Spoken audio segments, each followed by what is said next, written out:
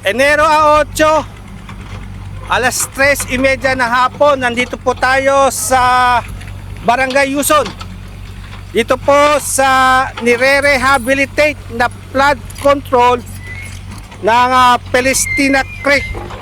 At nakikita po natin yung pong engineer ng Frontline Construction Company. At atin po siya makakapanayam. Magandang hapon, sir. Magandang hapon po. Ano po pangalan nyo, engineer? Ako si Engineer Antonio Anselmo. Anselmo. Po. Taga rito po kayo sa Nueva Ecija? Nueva Ecija, Santo Domingo. Santo Domingo. Opo. Pwede pong may paliwanag po natin ano po itong ginagawa natin ngayon dito sa kinatatayuan natin. Itong ginagawa natin na to ay rehabilitation nga po sa flood control dito sa tatlong barangay, Barangay Yuson, Bagong Baryo at San Agustin. Itong ginagawa po namin na ito ay slope protection at na mayroon po siyang double barrel na gate. May steel gate po siya na spillway. Ngayon, yung dalawang spillway po na yon ay naka-level pa rin naman po siya doon sa dati nilang spillway. Kaya yung inaalala nila na masyadong mataas itong structure namin, okay lang po yung spillway namin. So itong spillway po ninyo kapantay nung lumang spillway? Opo. Kaya nga lang, medyo parang committed na yung daanan.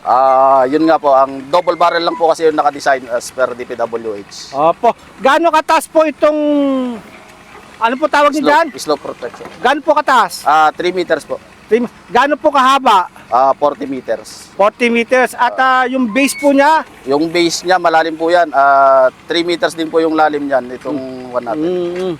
Na may puting na one. Ito po bang daanan po ng tubig na tinatawag po yung spillway? Magkakaroon po ba ito ng gate? Yes po. Magkakaroon po siya ng steel gate.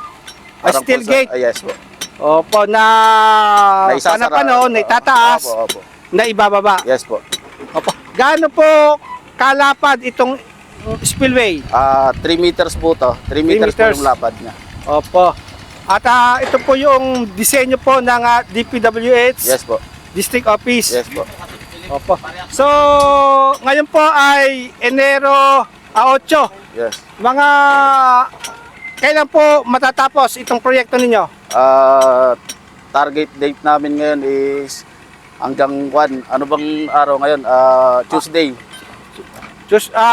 Hanggang Tuesday po kayo. Yan po yung ngayon po yung Webes. Yes po. Webes po ngayon. Tina-target po namin.